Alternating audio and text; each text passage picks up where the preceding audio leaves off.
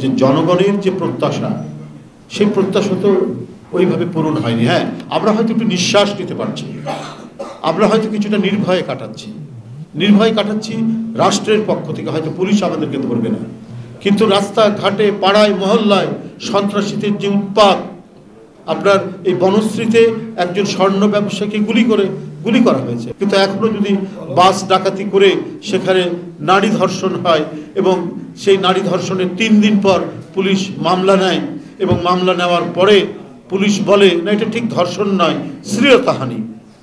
এটা তো একটা নারীর প্রতি, একজন মহিলার প্রতি ব্যঙ্গ করা, বিদ্রুপ করা, সরাসরি অপমান করা। এটা তো আমরা প্রত্যাশা করি না। আমাদের সমন্বিত যে আমাদের সংস্কৃতি, সমন্বয়ের যে সংস্কৃতির ধারা, সেই ধারাকে ভেঙে ফেলা হচ্ছে। কেন এগুলো হতে যাবে? কেন যে যেটা করছে, যে মাজারে যেতে চায়, মাজারে গিয়ে আল্লাহর কাছে দোয়া করবে, সেটা যুগ যুগ ধরে হয়ে আসছে। কেন চুয়াডাঙ্গায় 300 বছরের পুরনো আপনার দরগা শরীফ সেখানে ভেঙে ফেলতে হবে? কারা এটা করছে? কেন বসন্ত বরণকে আপনার কি বলে বাধা দেওয়া হচ্ছে চট্টগ্রামে? কেন আপনার নাটক করতে বাধা দেওয়া হচ্ছে?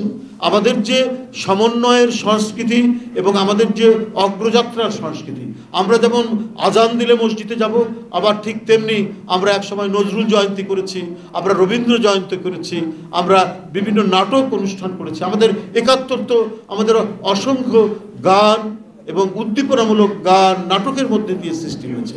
আজকে সেইগুলোকে আঘাত করা হচ্ছে কেন? এটাও তো মনে করি যে একটা পরিকল্পিত কোনো মানে মাস্টার প্ল্যানের অংশ কিনা। আপনার কখনোই একমাত্রিক একটি দেশ হতে পারে না। আমাদের 1000 বছরের সমন্বিত সংস্কৃতির একটা রূপ আছে। শেখ হাসিনা চেয়েছেন একমুখী, একমাত্রিক।